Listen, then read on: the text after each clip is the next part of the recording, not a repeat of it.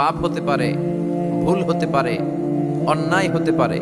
ওই অন্যায়ের উপর অটল থেকো না, আমার কাছে ফিরে আসো।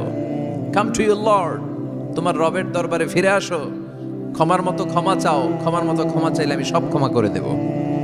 সুবহানাল্লাহ পড়েন।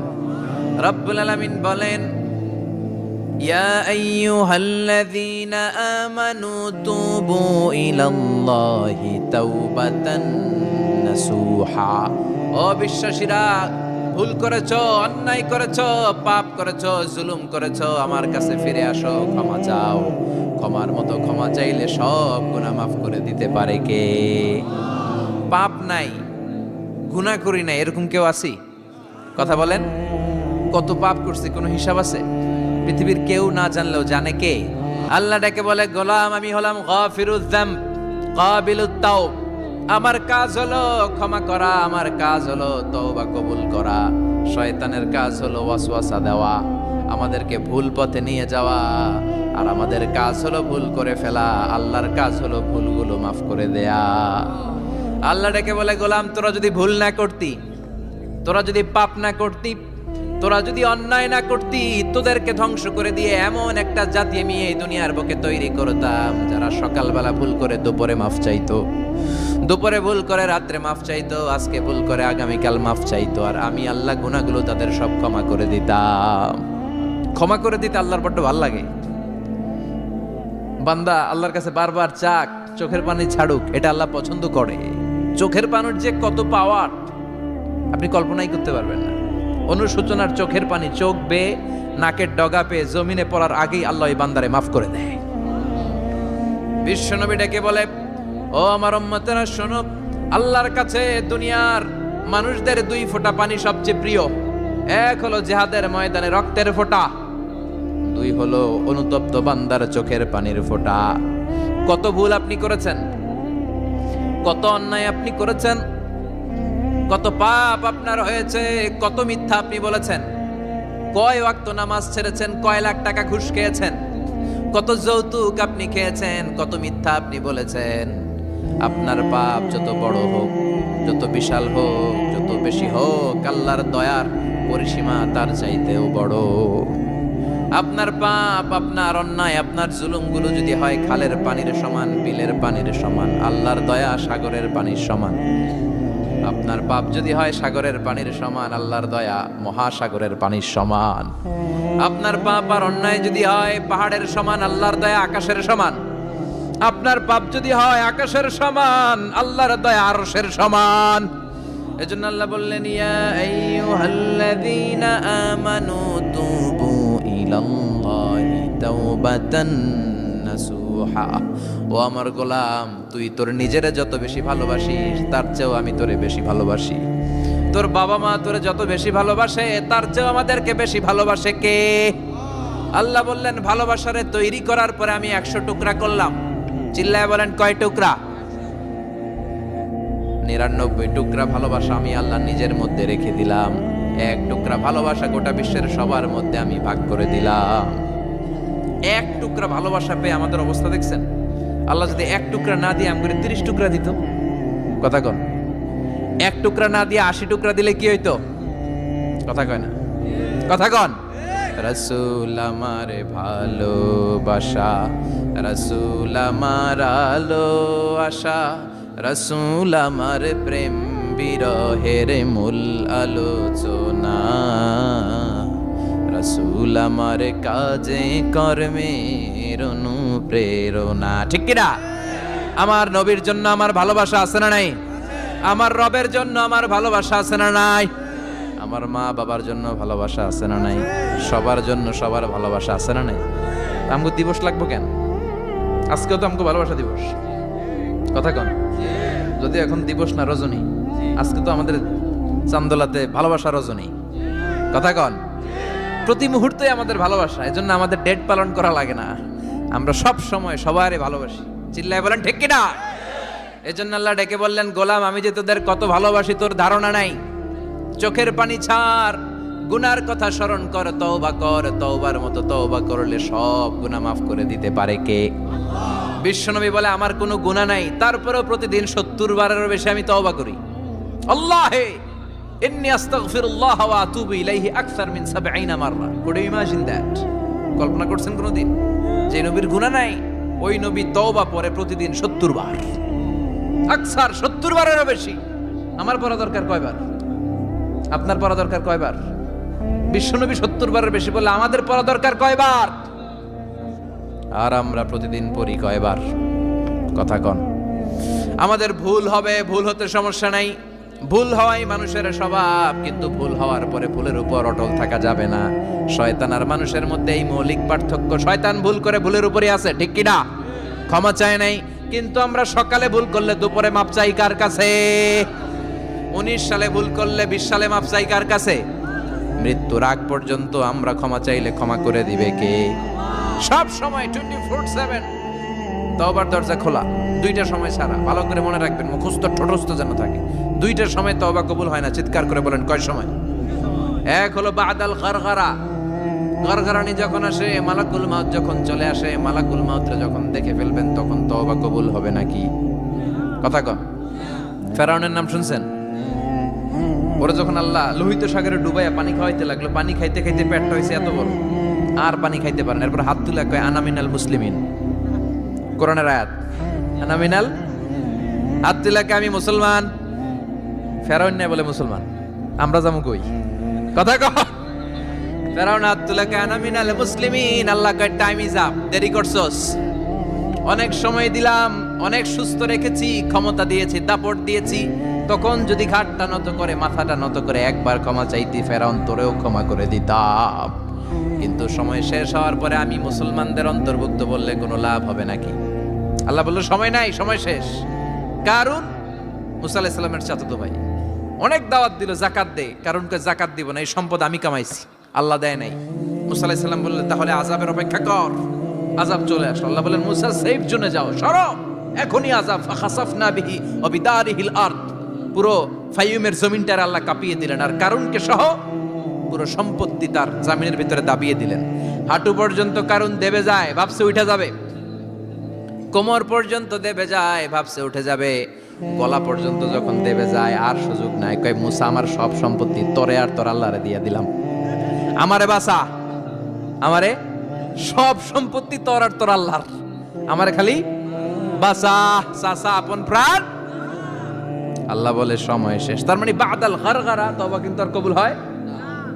এই হলো একটা। নাম্বার 2, বাদা তুলুই শামস মিন মাগরিবিহা, প্রতিদিন চাঁদোলাতে সূর্য কোন দিক দিয়ে ওঠে? কথা কয় না? পূর্ব দিকে।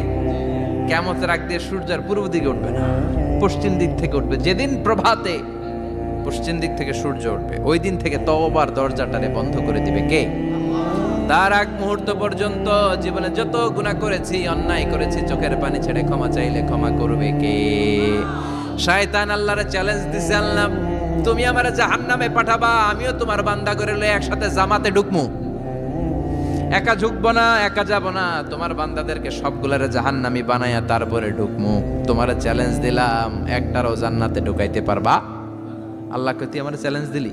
আমি তো সব রাজার বড় রাজা, মহারাজা, আমারে চ্যালেঞ্জ দেশ, এত সাহস পাইলি কই? তুই আজীবন ওয়াসওয়াসা দিয়ে পাপ কাজ করাবি, একদিন তাফসীর মাহফিলে এসে আমার বান্দা ক্ষমা চাবে, আমি মাফ করে দেবো, তুই কি করবি?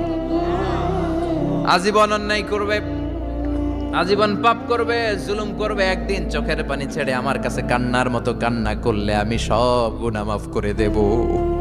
এজন্য আল্লাহ বললেন ইয়া আইয়ুহাল্লাযীনা আমানু তুবু ইলাল্লাহি তাওবাতান নাসুহা। ভুল করেছো, তওবা করো, মাফ করবে কে? সাইয়েদনা আদম আলাইহিস সালাম ভুল করলেন, দুনিয়ায় এসে শত শত বছর কাঁদলেন, কিন্তু ক্ষমা হয় না। আল্লাহরে বললেন আল্লাহ কি করলে ক্ষমা পাবো বলো? ফাতালাক্কা আদামু মির রাব্বিহি কালিমাতিন ফাতাবা আলাইহি। আল্লাহ বললেন ও আদম, তোমারে কিছু কালেমা শিখাইয়া দেই, এই কালেমাগুলো দিয়ে আমার কাছে দোয়া করো, ক্ষমা করে দেব।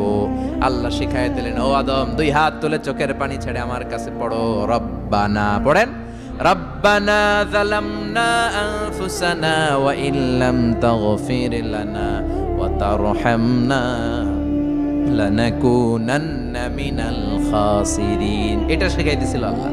আল্লাহ আমি জুলুম করেছি, অন্যায় করেছি, ভুল করেছি, পাপ করেছি, তুমি যদি ক্ষমা না করো ক্ষমা করার কেউ নাই, ঠিক কি না? আমরাও পাপ করলে এই দোয়াটা পড়ার দরকার আছে না নাই? 5টা শর্ত সাপেক্ষে আমাদের তওবা কবুল করবে কে?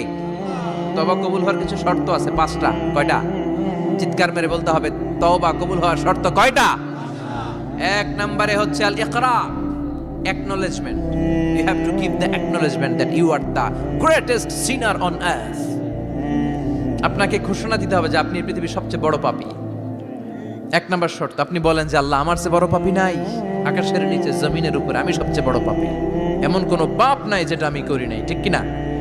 1 নম্বরে পাপের ঘোষণা দেন। 2 নম্বরে আন-নাদাম, নাদাম মানে repentance. You have to be repentant for what you have done. আপনাকে অনুতপ্ত হতে হবে, চোখের পানি ছাড়তে হবে। আল্লাহ, আমি লজ্জিত, আল্লাহ আমি নাদান, আমি পিশাচ, আমারে মাফ করে দাও। তার মানে স্বীকার গেলেন কি অন্যায় করেছেন।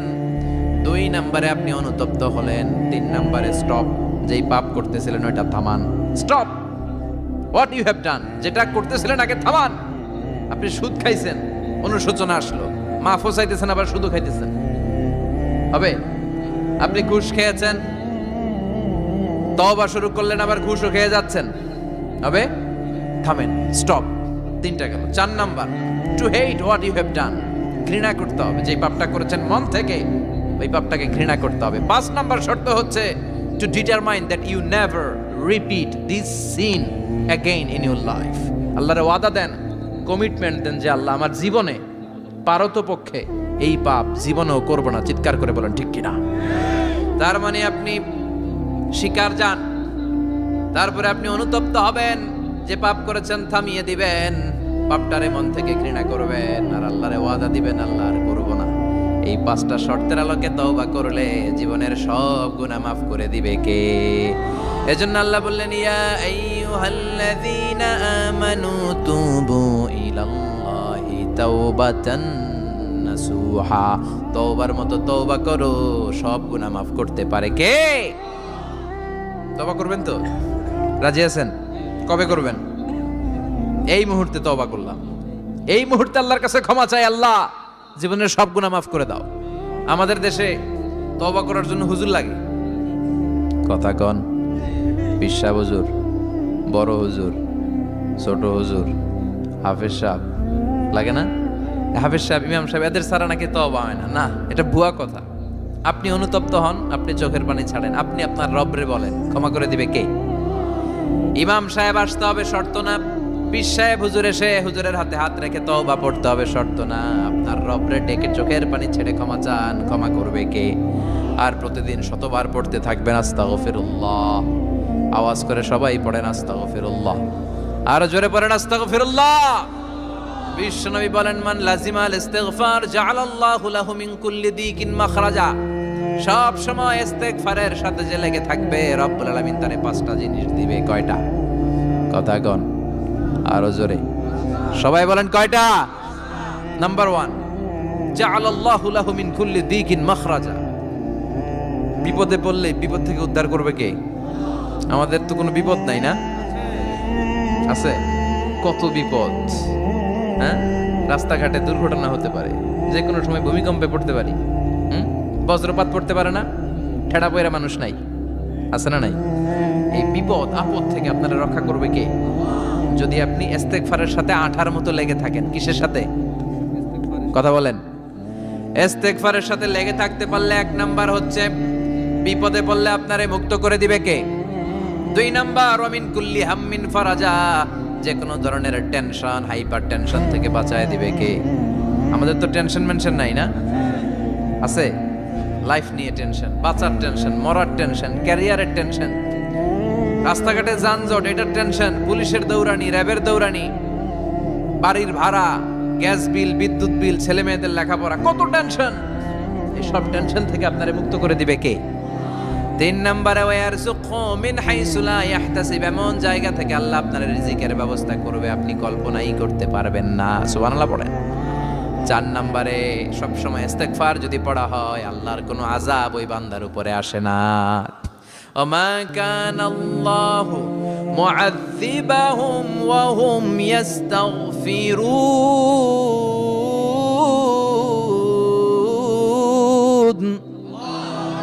যতক্ষণ আমার বান্দা আমার কাছে ইস্তেগফার পড়তে থাকে আমার কোনো আযাব বান্দারে পাবে না। যতক্ষণ ইস্তেগফার পড়বেন আল্লাহর কোনো আযাব আপনার উপর আসবে না। 4টা গেল। 5 নাম্বার, বারবার ইস্তেগফার পড়লে রফিক ভাই আল্লাহ আপনারে মুস্তাজাবুদ দাওয়া বানিয়ে দোয়া করা মাত্র কবুল করে নিবে কে? মুস্তাজাবুদ দাওয়া বুঝেন তো? মানে যিনি হাত তুলতে দেরি কবুল হতে দেরি হয় না। বারবার ইস্তেগফার পড়ে দেখেন যে আপনার দোয়া কেমনে কবুল হয়। এজন্য আসল ঘর হচ্ছে কবরের ঘর। কিন্তু আমরা এই মরিচিকার পেছনে ছুটে বেড়াই। ধোকা, এটা একটা ধোকা। সবাই ব্যস্ত, সুপার বিজি, খুব ব্যস্ত। কি জন্য তুমি ব্যস্ত জানে না? মরিচিকা, কাসারাত, মরিচিকা, ধোকা, লালসা। বল তু'থিরুনাল হায়াতাদ দুনিয়া ওয়াল আখিরাতু খায়রু ওয়া আবকা। তোমরা দুনিয়ার জীবনকে প্রাধান্য দাও কিন্তু আখিরাত হচ্ছে শ্রেষ্ঠ এবং স্থায়ী। কথাটা কার? এজন্য প্রতিযোগিতা যদি করতে হয় আখিরাত কামানোর প্রতিযোগিতা করব, ঠিক কি না? কিন্তু আমরা করি ক্ষমতা অর্জনের প্রতিযোগিতা, ক্ষমতার দাপট দেখানোর প্রতিযোগিতা, ক্ষমতার লড়াইয়ে টিকে থাকার প্রতিযোগিতা। সব আমার আমার, এই আমার কথাটা খুব খারাপ। এখন থেকে আমার না বলে আমাদের বলবেন। কি বলবেন? আমাদের। তাহলে অহংকার একটু কমবে। মানুষের অহংকার থাকা উচিত না। হাল আতা আলাল ইনসানি হিনুম মিনাদ দাহর লাম ইয়াকুন শাইআম মাযকুরা। মানুষ কি তার সৃষ্টির দিকে একটু নজর করে তাকায় না? সে কি ছিল? সৃষ্টির শুরুতে সে উল্লেখ করার মতো কিছুই ছিল না। এই যে আমরা যখন ছোট্ট ছিলাম, বয়স যখন আমার 3, 2, তখন আমি কি করছিলাম মনে আছে? স্মৃতির পাতা হাতরাতে পেছনে যেতে যেতে কত বছর বয়স পর্যন্ত আপনি ঘটনা বা স্মৃতি মনে রাখতে পেরেছেন বলেন? আমি মিজানুর রহমান আজহারি সর্বোচ্চ 3 বছরের, আমার বয়স যখন 3 ততটুকু খেয়াল আছে। এরপরে আমি আর খেয়াল নাই কি হয়েছিল আমার 2 বছর বয়সে। আমার বয়স যখন 6 মাস, I don't know anything about it, কিচ্ছু জানি না। মায়ের পেটের ভেতরে 9 মাস নাকি ছিলাম শুনছি, কিন্তু কি হয়েছে আমি জানি না। আপনি যদি আপনার স্মৃতির পাতা হাতরাতে পেছনে যান, কতটুকু মনে আছে আপনার? কত বছর বয়সে? হ্যাঁ, কয় বছর? 4 বা 5। এর আগের কথা আমরা জানি না। কিন্তু মায়ের পেটের ভেতরে আমার লালন পালন করলো কে? কত ক্ষুদ্র আমি, কত তুচ্ছ আমি, কত নগণ্য আমি। এক ফোঁটা নাপাক পানি থেকে আল্লাহ আমার তৈরি করলো। Sperm drop, blood clot, little flesh, কিচ্ছু ছিলাম না। জোকের মতো, ব্যাঙের বাচ্চার মতো ছোট্ট মায়ের জরায়ুর দেয়ালে লেপ্টে ছিলাম। সেখান থেকে আস্তে আস্তে আমারে বড় করলো কে? আমার ভেতরে রুহের ফুৎকার দিল কে? 2টা জিনিস আল্লাহ সেট করে দিল। রুহের ফুৎকার দিল আর 2 কাঁধে 2 ফেরেশতা দিল, ঠিক কিনা? আবার যখন চলে যাব রুহও উড়াল দিবে, ফেরেশতারাও চলে যাবে। 2 কাঁধে ছিল যে তোমারে 2 জনা পাহারা, তোমারে একলা থইয়া পলাইছে তাহারা। তোমার 8 কুঠুরি 9 দরজা বন্ধ, এবার হলো রে হলো মুখে আল্লাহ রসুল সবে বলো। দুয়ারে আইসাছে পালকি নায়রি গাও তোলো রে তোলো মুখে আল্লাহ রসুল সবে বলো, ঠিক কিনা? সময় যখন শেষ উড়াল দেবে রুহটা। 2 কাঁধের ফেরেশতা আপনারা রেখে চলে যাবে। তাহলে গর্ব করার মতো, অহংকার করার মতো এই দুনিয়ায় আমার কিছু আছে? ওয়াখুলিকাল ইনসানু দাঈফা। কেন এই মেসেজগুলো আমরা মনে রাখি না? আমরা তো দুর্বল। আমরা কি সবাই বলেন? পিছনের ওনারা অনেক সবল, এজন্য দুর্বল বলতে লজ্জা পাচ্ছে। আমরা কি শুধু কি দুর্বল? দুর্বলের ঘরের দুর্বল। আমি দুর্বল, আমার বাবা দুর্বল, আমার দাদা দুর্বল, আমার 14 গোষ্ঠী দুর্বল।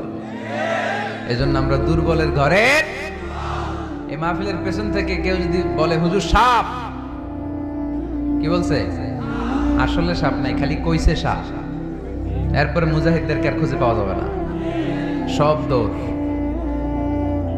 সাপ বাদ দেন, বাবা ব্যাং চেনেন না? নারায়ণগঞ্জে নাই না? বাবা ব্যাং কি করে? লাফায় না? সাপ না, সাপ তো অনেক ভয়ঙ্কর। বাবা ব্যাং, 2টা বাবা ব্যাং এদিকে, 2টা এদিকে, আর বাকি 2টা এদিকে। 6টা বাবা ব্যাং যদি ছেড়ে দেয় কি হবে? ব্যাং লাফাবেন, আপনি লাফাবেন? ব্যাং আর কি লাফ দিবে, তার চেয়ে বড় লাফ দিবেন আপনি, ঠিক কিনা? তো এই তো আমাদের ক্ষমতা। ভূমিকম্প আসলে শব্দ, বাড়ির মালিক। ভূমিকম্প আসলে নারায়ণগঞ্জের শুধু ভাড়াটিয়ারা বাড়ি থইয়া দেয় দৌড়, বাড়িওয়ালারা দৌড়ায় না। হ্যাঁ, বাড়ির মালিক তো উনি, উনিও দৌড়ায়, ভাড়াটিয়াও দৌড়, বাড়িওয়ালাও দৌড়, সরকারও দৌড়, জনগণও দৌড়। চিল্লায় বলো ঠিক কিনা? দুর্বল আমরা, দুর্বলের ঘরের দুর্বল। এজন্য আমরা যেন অহংকার প্রদর্শন না করি। অহংকার আল্লাহর চাদর, আল্লাহর চাদর ধরে যেন আমরা না টানি। আমরা যেন বিনয়ী হই, মুতাওয়াদি। কানা রাসূলুল্লাহ সাল্লাল্লাহু আলাইহি ওয়াসাল্লাম মুতাওয়াদিআন জিদ্দান, অত্যন্ত বিনয়ী ছিলেন আল্লাহ রাসূল সাল্লাল্লাহু আলাইহি ওয়াসাল্লাম। কখনো অহংকার দেখাতেন না, কখনো অহংকার প্রদর্শন করতেন না। অহংকার করা হচ্ছে শয়তানের খাসলাত, ঠিক কিনা? খালাকতানি মিন নার ওয়া খালাকতাহু মিন তিন। সে লজিক খাটাইছে আল্লাহর সাথে। আল্লাহর সাথে লজিক খাটানো যাবে? আল্লাহ বললেন সেজদা দাও, আদমকে সেজদা দাও, সব ফেরেশতারা সেজদা দিল। শয়তান যুক্তি খাটালো, খালাকতানি মিন নার, আল্লাহ তুমি আমাকে তৈরি করেছো আগুন থেকে, ওয়া খালাকতাহু মিন তিন, আদমকে তৈরি করেছো মাটি থেকে। মাটির বৈশিষ্ট্য রেখে দিলে নিচে টপাস করে পড়ে, আর আগুন জ্বালিয়ে দিলে উপরে দাউ দাউ করে উপরে উঠে যায়। তো যেটা ঊর্ধ্বগামী, এটা নিম্নগামীকে কখনো সেজদা করতে পারে না। এই লজিক খাটাই আসে শেষ, ওর দুনিয়াও শেষ, আখিরাতও শেষ। আল্লাহর আদেশের ক্ষেত্রে কোনো লজিক নাই। সামি'না ওয়া আতা'না, শুনলাম মানলাম। আল্লাহ আদেশ করেছে, এই আদেশের উপরেই থাকতে হবে। বরকত আছে না নাই? এজন্য আমরা যেন অহংকারী না হই, আমরা যেন বিনয়ী হতে পারি। আল্লাহ তুমি তৌফিক দান করো। আজকের মাহফিলটাকে আল্লাহ তুমি নাজাতের ওয়াসিলা বানাও। আমার যে যুবক ভাইয়েরা আজকের এই প্রোগ্রামে স্বতঃস্ফূর্ত অংশগ্রহণ করার মধ্য দিয়ে ইসলামের পক্ষে এই গণজোয়ারকে তৈরি করেছে, এই গণজোয়ারকে তুমি ইসলামের জন্য কবুল করো। আমার প্রাণপ্রিয় যুবক ভাইদেরকে তুমি সাইয়েদনা ওমর ফারুক রাদিয়াল্লাহু তাআলা আনহুর মতো ইসলামের বীর সেনানী হিসেবে কবুল করো। পর্দার অন্তরালে আমার মা বোনদেরকে আল্লাহ তুমি খাদিজাতুল কুবরা তাহেরা রাদিয়াল্লাহু তাআলা আনহার মতো কবুল করো। পুলিশ ভাইরা আজকে অনেক কষ্ট করেছে। আপনাদের এই থানার সম্মানিত ওসি সাহেব, উনি ওনার প্রোটোকল দিয়ে আমাদেরকে এখানে নিয়ে এসেছে। আপনাদের এই এলাকার সম্মানিত চেয়ারম্যান সাহেব সারাটা দিন অনেক কষ্ট করে এই প্রোগ্রামকে এনশিওর করেছে। বিশেষ করে আপনাদের অত্র এই আসনের সম্মানিত এমপি মহোদয় সেলিম ওসমান সাহেব, উনিও খুব খোঁজ খবর নিয়েছে এই প্রোগ্রামের ব্যাপারে। সর্বোপরি আমরা আল্লাহর কাছে শুকরিয়া জানাই যে আল্লাহ তাআলা আজকে আমাদেরকে সুস্থভাবে এই প্রোগ্রামে আসার সুযোগ করে দিয়েছে। এরকম প্রোগ্রাম, কোরআনের মাহফিল বন্ধ হোক, এটা কি আমরা চাই? কোরআনের কথা চলবে, এটা আমরা চাই কি চাই না? সেজন্য যদি ত্যাগ স্বীকার করা লাগে, দরকার আছে না নাই? ময়দানে যদি থাকতে হয়, রাজি আছি না নাই? আল্লাহ তুমি তৌফিক দান করো। মুসাপুর পশ্চিমপাড়া জামে মসজিদ, মুসাপুর কি গ্রামের নাম? যুব সংগঠন ও এলাকাবাসীর যৌথ উদ্যোগে, মাশাআল্লাহ, যুবক এলাকাবাসী ভাই ভাই, অন্যদের কোনো খাওয়া নাই, ঠিক কিনা? এরকম আন্তরিক সংঘ গড়ে তুলতে হবে এলাকায়। যুবকরা হচ্ছে আগামীর বাংলাদেশ, তোমাকেই খুঁজছে বাংলাদেশ। তোমার দেহে এখন অনেক শক্তি, উচ্ছ্বাস, এটাকে ইসলামের পক্ষে কাজে লাগাতে হবে। এটা আজে বাজে কাজে, মাদকের পেছনে দৌড়াদৌড়ি করে, অপরাজনীতির পেছনে দৌড়াদৌড়ি করে, মারামারি এগুলোর পেছনে দৌড়াদৌড়ি করে, সন্ত্রাস, জঙ্গিবাদ, টেন্ডারবাজি, চাঁদাবাজি, এগুলোর পেছনে দৌড়াদৌড়ি করে সময় নষ্ট করা যাবে?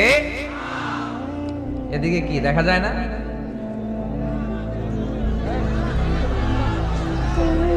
স্টেজের এই পাশে যারা আছেন একটু চাপেন, সামান্য চাপলেই ওনারা দেখতে চায়, দেখতে চায়। বাস বাস বাস, একটু চাপতে হবে বোধহয় আপনাদের। মাশাআল্লাহ মাশাআল্লাহ, বসো বসো বসো, ঠিক আছে। নারায়ণগঞ্জের ছেলেরা অনেক ভদ্র। অন্যান্য জেলায় আমার আধা ঘন্টা লাগে থামাইতে, এই দিকে দেখে না, ওইদিকে মানুষের স্রোত, ধাক্কা ধাক্কি, এইদিকে জায়গা হয় না, বিশাল প্যান্ডেল, 1,00,000 লোক বসতে পারে, জায়গা করছে, এরপরও জায়গা হয় না। সর্বোচ্চ চেষ্টা করেছে কমিটি, আমি জানি তাদের সর্বোচ্চটা দিয়ে চেষ্টা করেছে। আসার পরে তারা আবেগ আপ্লুত হয়ে গিয়েছে। খায় নাই নাকি সারাদিন খায় নাই, অনেক কষ্ট করেছে আমি জানি। এই জন্য আপনারা সহযোগিতা করবেন। নারায়ণগঞ্জের ছেলেরা অনেক ভদ্র। গতকাল আমার এলাকায় মাতো এলেই আমি ঠিক করতে পারি নাই, আধা ঘন্টা সময় নিছে। এদিকে কয় হুজুর দেখি না, আপনি আসেন। ওদিকে গেছি, কয় এদিকেও আসতে হবে। ওরা এদিকে যে এদের সাথে দেখা করলাম, সব শেষে আধা ঘন্টা 35 মিনিট পরে এরা ঠান্ডা হয়েছে। তারপরে লোকের ধাক্কা ধাক্কি, এই গণজোয়ার এগুলো কোরআনের বিজয়ের একটা সাক্ষী, বিজয়ের একটা সাইন, ঠিক কিনা? এই বিজয়কে কি কেউ ঠেকায় রাখতে পারবে? দুনিয়ার কোনো লাভের জন্য আমরা আসছি? একজনকে খুশি করার জন্য এসেছি, তিনি কে? এই বিজয়ের জন্য যদি সর্বোচ্চ স্যাক্রিফাইসের নাজরানা পেশ করতে হয়, আমরা রাজি আছি না নাই? কারা কারা রাজি? দুহাত উঁচু করে আল্লাহর দেখায়।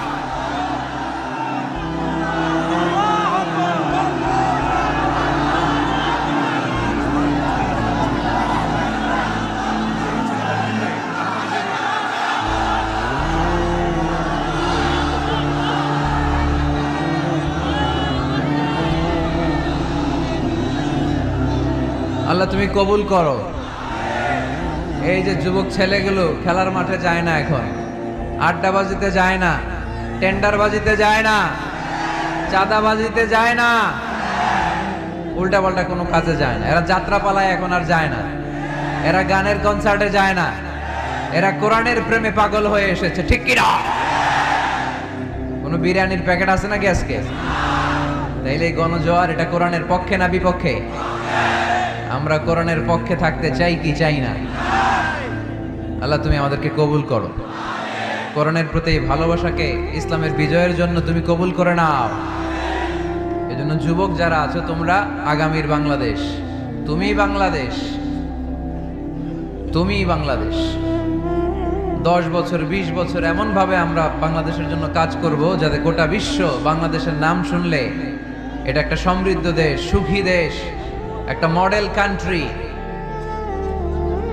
এই হিসেবে যেন বাংলাদেশকে এক্সাম্পল দিতে পারে, ঠিক কি না? সেজন্য তোমাদেরকে কাজ করতে হবে খুব বেশি। অলসতা করা যাবে? কাজে কোনো লজ্জা নেই, লজ্জা হচ্ছে অলসতায়। Never underestimate any job. কোনো চাকরি, কোনো ব্যবসাকে ছোট চোখে দেখবে না, whether it small or big. ছোট চাকরি হোক, ছোট ব্যবসা হোক, আমরা করব। আমরা স্বাবলম্বী হতে চাই, নিজের পায়ে দাঁড়াতে চাই, আমরা আত্মমর্যাদা সম্পন্ন মুসলিম হতে চাই, ঠিক কিনা? কেইছে এখানে লোকজন অনেক বেশি হয়ে গেছে, দাঁড়ানোর জায়গা নাই। প্রতি রাতের ঘটনা। প্রিয় ভাইরা, কি হয়েছে? কি হয়েছে? প্রজেক্টর আছে, প্রজেক্টর আছে। এই সাউন্ড বক্স এখন নামাইতে গেলে অনেক সময় লাগবে। একটু দেখো, একটু দেখো। ক্যামেরাওয়ালা ভাইদের প্রতি একটু এহসান করো। এখানে যদি 1 লক্ষ লোক হয়, কালকে 20 লক্ষ লোক এই কথাগুলো শুনবে। এই নারায়ণগঞ্জের যুবক ভাইদের উসিলায় কোটি মানুষ কোরআনের পথে আসুক, আমরা চাই কি চাই না? আমরা কোরআনের জন্য সব করতে পারি, সব বিলিয়ে দিতে পারি। আজকের এই 1 ঘন্টার কষ্ট আমাদের কাছে কোনো কষ্টই না, তাই না? মাশাআল্লাহ, মাশাআল্লাহ, এই তো চমৎকার। বেশি নাড়াচাড়া করো না, বেশি নাড়াচাড়া করা যাবে না। আস্তে করে রেখে চুপ করে বসে যাও, চুপ করে বসে যাও। এই তো ছেলেপেলেরা অনেক ভদ্র, ঠিক আছে, আওয়াজ হবে না। জায়গা না পেলে দাঁড়িয়ে শোনো। বলছিলাম যুবকরা হচ্ছে আগামীর বাংলাদেশ। কাজকে ছোট করা যাবে না। যে কোনো কাজ পেলেই করা শুরু করতে হবে। নতুন চাকরি পেলে, নতুন ব্যবসা পেলে এরপরে ধরবা, কিন্তু বাবুগিরি দেখিয়ে অলসতা করে বসে থাকা যাবে? কাজ ছোট হোক বা বড় হোক, বরকত দেয় কে? সুন্দরভাবে করলে প্রত্যেকটা কাজে বরকত আছে না নাই? যে কোনো কাজ করো না ভাই, যে কোনো কাজ করো, তা যেন হয় সবার চেয়ে সবচেয়ে সুন্দর।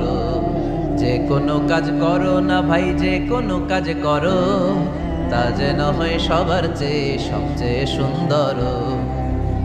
হোক না সেটা পড়ালেখা, রঙের ভাষায় ছবি আঁকা, হোক না সেটা পড়া লেখা। রঙের ভাষায় ছবি আঁকা, হোক না সেটা সামান্য কাজ কিংবা মহত্তর, তা যেন হয় সবার চেয়ে সবচেয়ে সুন্দর। যে কোনো কাজ করো না ভাই, যে কোনো কাজ করো, তা যেন হয় সবার চেয়ে সবচেয়ে সুন্দর। ঠিক কিনা?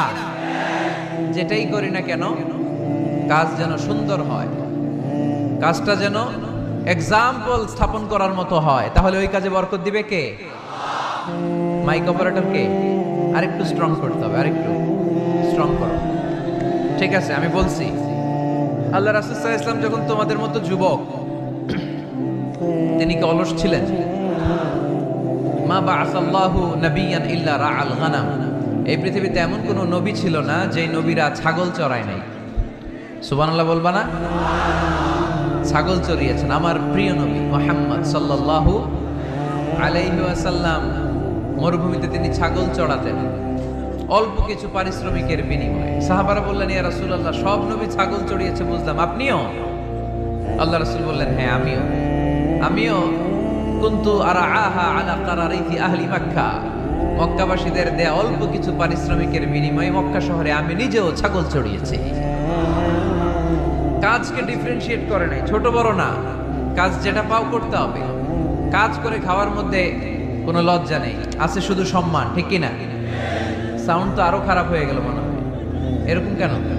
একটা স্ট্রং এবং clean, strong and clean sound দাও। আসো আসো, ঠিক করো। তো এই জন্য যুবক যারা আছো, তোমরা আগামীর বাংলাদেশ। আল্লাহ রাসূল সাল্লাল্লাহু আলাইহি ওয়াসাল্লাম যুবক বয়সে একটা সংগঠন করেছিলেন, নাম হচ্ছে কি নাম? আরবিতে এটাকে বলে হালাফুল ফুদুল। হালাফ মানে শপথ, ফুদুল মানে ভালো কাজ, ভালো কাজের শপথ।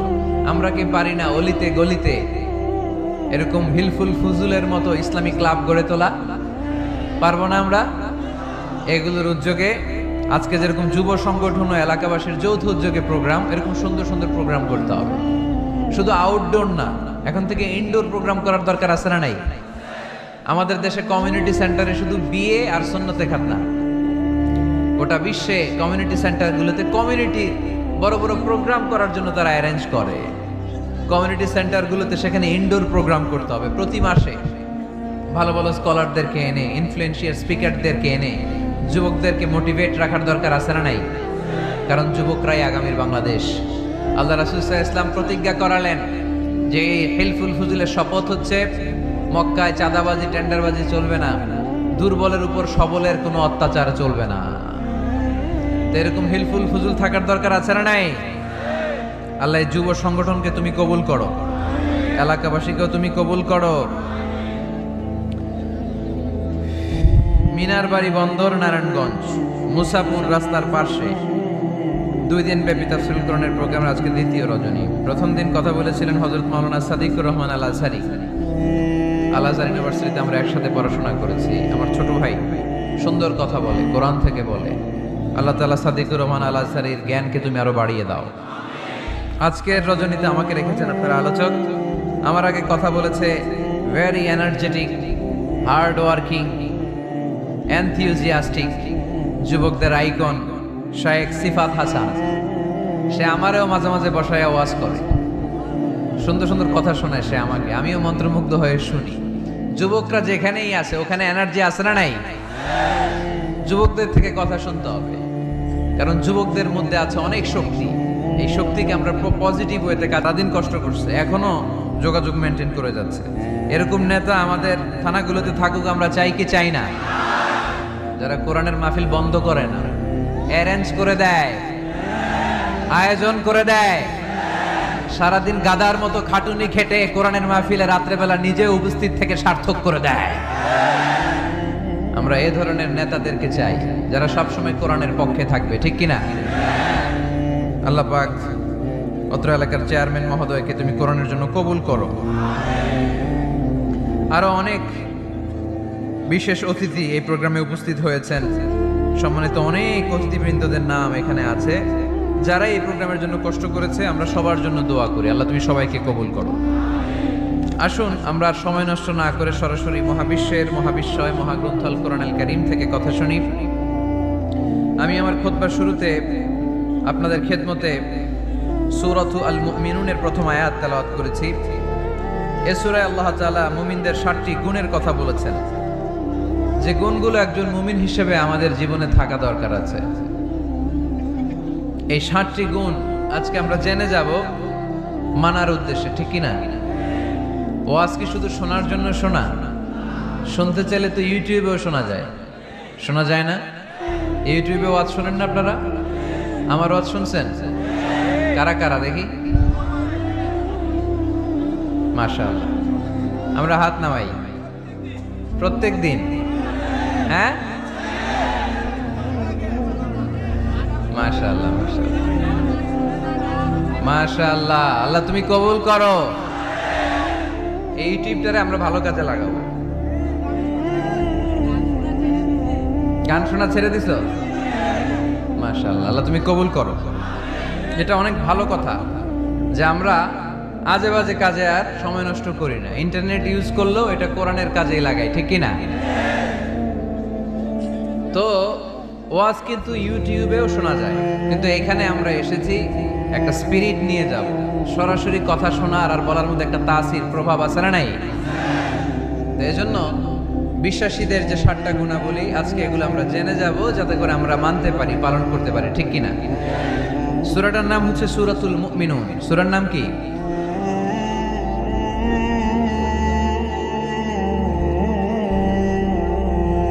সূরাতুল মুমিনুন। বিশ্বাসীদের নামে সূরা, তাই না? আবার দেখেন কাফিরদের নামেও কোরআনে সূরা আছে না নাই? কি নাম? সূরাতুল কাফিরুন আছে না? কুল ইয়া আইয়ুহাল লা আ'বুদু মা। তাহলে আমরা হলাম বিশ্বাসী। আমরা কি? আমাদের নামে একটা সূরা দিল কে? খুশি লাগে না? ভাল লাগে না অনেক? আমাদের নামে আল্লাহ কোরআনে সূরা দিয়েছেন। আবার আমাদের বিরোধী যারা কাফির, তাদের নামে আল্লাহ সূরা দিলেন। আরেকটা শ্রেণী আছে, মুমিনও না কাফিরও না, মাঝামাঝি। কি নাম? মুনাফিক। তাদের নামেও সূরা আছে না নাই? সূরাতুল মুনাফিকুন। এরা বড্ড ভয়ঙ্কর। মুনাফিকের চেয়ে কাফের ভালো, মুনাফিকের চেয়ে হিন্দু ভালো, মুনাফিকের চেয়ে খ্রিস্টান ভালো। কারণ কেউ যদি কাফের হয়, আমরা জানি ও কাফের, ও ইসলামের শত্রু, এটা জানি, ওর ব্যাপারে সচেতন। কিন্তু মুনাফিক, সে বলে মুসলিম কিন্তু ভিতরে ভিতরে মুনাফিক। ঝামেলা আছে না নাই? ভিতরে এক বাইরে আরেক, তার নাম মুনাফিক।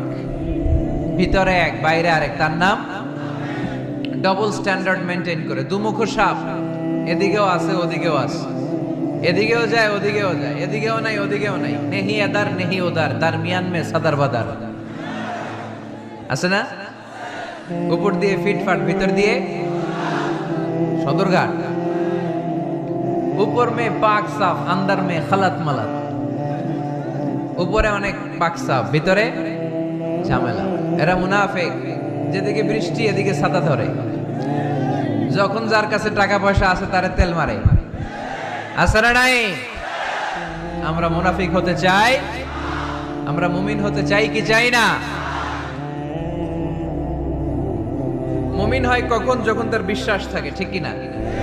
আল্লাহ বিশ্বাস, আখিরাতে বিশ্বাস। এই বিশ্বাসটা কিন্তু অনেক দামি। টাকা দিয়ে বিশ্বাস কেনা যায়? আমরা আল্লাহর উপর বিশ্বাস রাখি, আখিরাতে বিশ্বাস রাখি, নবী রাসূলদের উপর বিশ্বাস রাখি, তাই আমরা মুমিন। বিশ্বাসটা অনেক দামি। ঈমান যার মধ্যে থাকে সে হচ্ছে মুমিন। আমল পড়ে, আগে ঈমান। আগে কি? ঈমান হচ্ছে সংখ্যা, আমল হচ্ছে শূন্য। এখন ঈমান নাই, আপনার আছে শুধু আমল। শূন্য বসাতে বসাতে বসাতে বসাতে নারায়ণগঞ্জ থেকে ঢাকা, এটার কোনো দাম আছে? 2000 শূন্য আপনি পাইছেন। 2000 ফলাফল কি? শূন্য। কারণ ঈমান নাই, সংখ্যা নাই। এবার আপনার ঈমান আছে, পেলেন একটা সংখ্যা 1, তারপর আমল করতে শুরু করলেন, পেলেন শূন্য। যাকাত দিলেন, পেলেন শূন্য। হজ করলেন, পেলেন শূন্য। দাম আছে না নাই? একের পরে শূন্য দিলে দাম আছে না? তাহলে আগে লাগবে কি? ঈমান। ঈমান মানে বিশ্বাস। বিশ্বাসটা খুব দামি। এই বিশ্বাস যেন নষ্ট না হয়, বিশ্বাসে যেন আঘাত না আসে। বিশ্বাসটা কত দামি জিনিস দেখেন। বন্ধু বন্ধুর মধ্যে যদি বিশ্বাস না থাকে, বন্ধুত্ব টেকে? কথা বলেন। স্বামী যদি স্ত্রীরে বিশ্বাস না করে, সম্পর্ক টিকে? কথা বলেন। বিশ্বাস অনেক দামি জিনিস। দেখবেন বাবা যখন তার ছোট্ট মেয়েটাকে কোলে তুলে উপরে এরকম ছুঁড়ে মারে, ছোট্ট মেয়েটা খিলখিল করে হাসে। যদি নিচে পড়ে যায় ভর্তা হয়ে যাবে, তারপরেও হাসে, কারণ মেয়েটার বাবার উপর বিশ্বাস আছে, বাবা আমারে ফেলে দিবে না, বাবা ঠিকই আমাকে কোলে তুলে নেবে, ঠিক কি না? মেয়েটার বাবার প্রতি অগাধ বিশ্বাস। ঢাকা থেকে একজন গ্রিন লাইনের বাসে উঠছে, টিকিট কাটছে কক্সবাজারে। গ্রিন লাইনের বাসের নাম শুনছেন তো না? কক্সবাজার যাবে। ব্যাগ ট্যাগ নিয়ে বাসে উঠেই দেখবেন অনেক হাই প্রোফাইলের লোকেরা ল্যাপটপ নিয়ে, টাকা পয়সা নিয়ে বাসের উপরে ব্যাগ রেখে আরামসে ঘুম দিচ্ছে। বাইরে প্রচন্ড বৃষ্টি, তার কোনো টেনশন নাই। সে যদি টেনশন করতো তাহলে ঘুমাইতে পারতো? তাহলে তো তাকায় থাকা লাগতো এরকম, দেখি তো বাসওয়ালা কই যায়।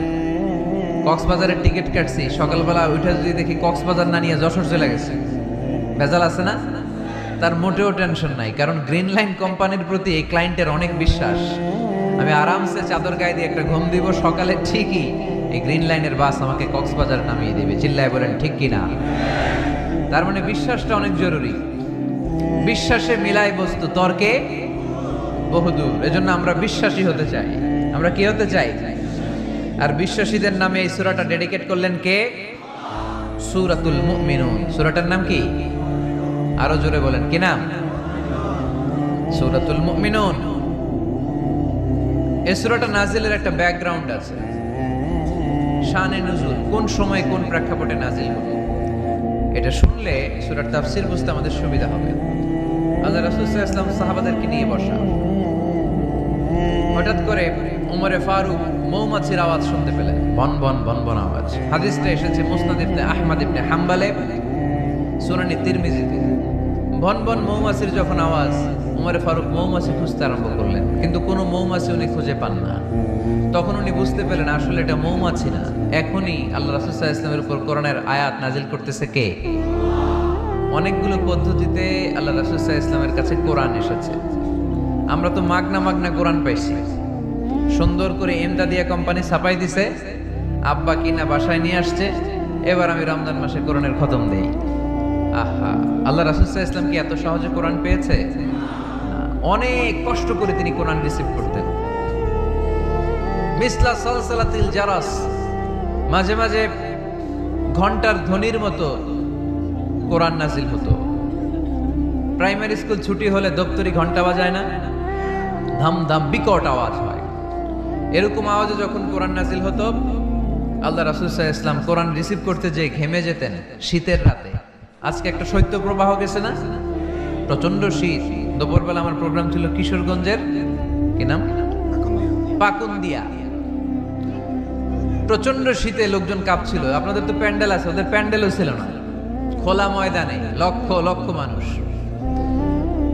প্রচন্ড শীতের রাতে আম্মা জান আয়েশা রাদিয়াল্লাহু তাআলা আনহা উনি কাঁপতেন, আর এই কোরআন রিসিভ করতে যে বিষ্ণু ঈসা ইসলাম ঘামতেন। সুবহানাল্লাহ বলতে পারলেন না? এত কঠিন ছিল ওহি রিসিভ করা। ইন্না সানুলকি আলাইকা কাওলান সাকিলা, নবী হে এই কোরআনের বাণীটা অনেক সাকিল, ভারী, এত ভারী।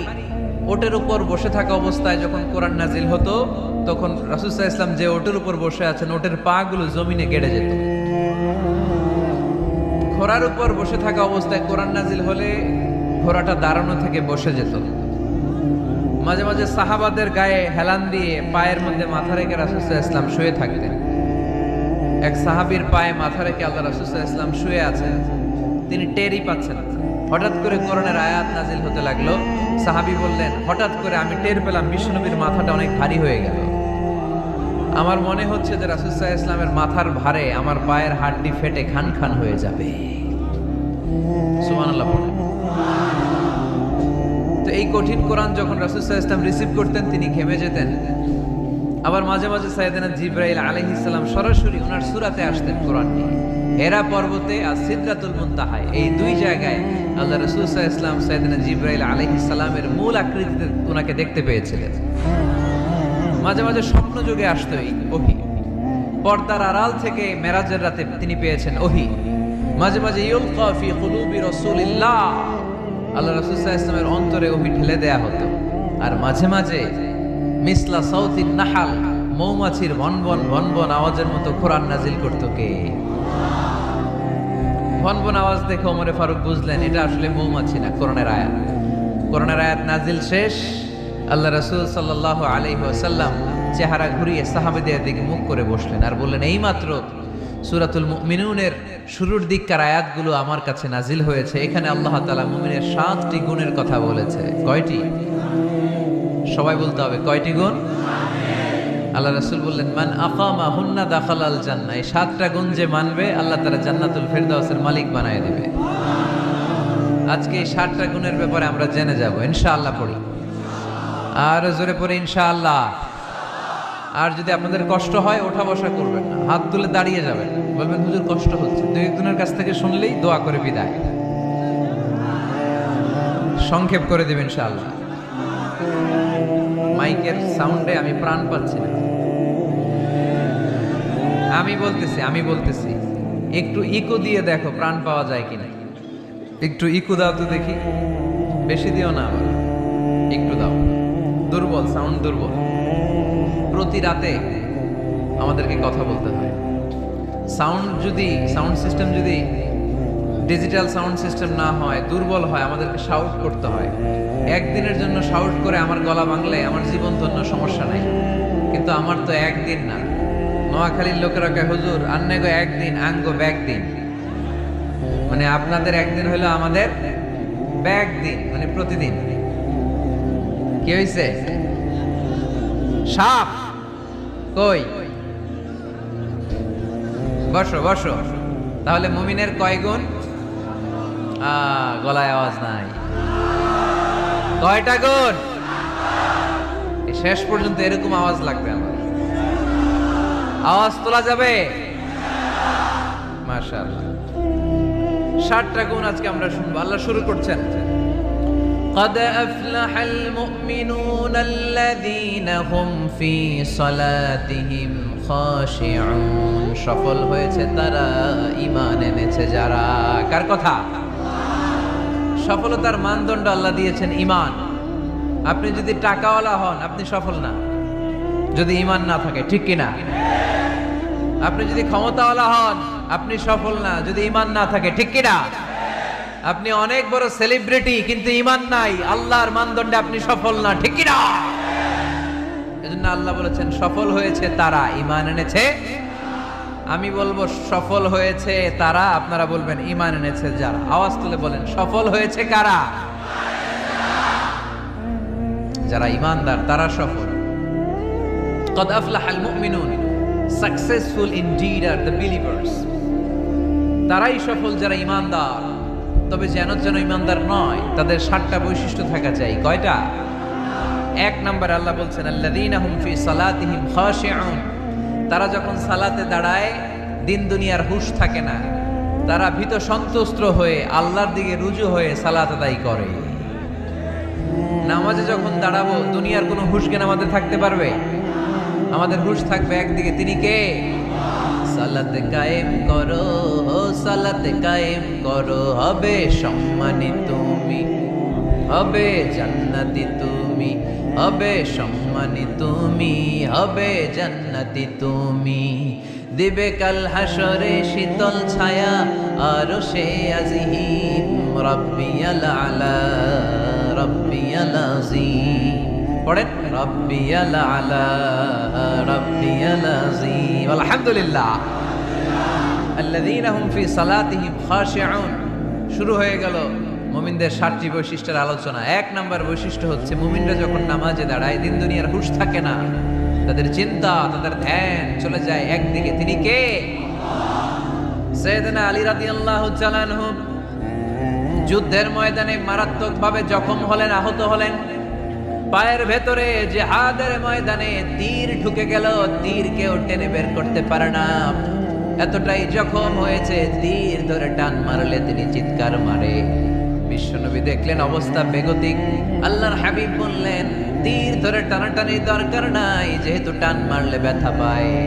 ছেড়ে দাও, আজান দাও বেলাল, তুমি আজান দাও, একামত দাও। এক সাহাবীরে বললেন, আমি যখন নামাজে দাঁড়াবো, আলী যখন নামাজে দাঁড়াবে, নামাজরত অবস্থায় তুমি তোমার নিজের দায়িত্বে আলীর পায়ের ভেতর থেকে তীরটা টেনে বের করে ফেলবা।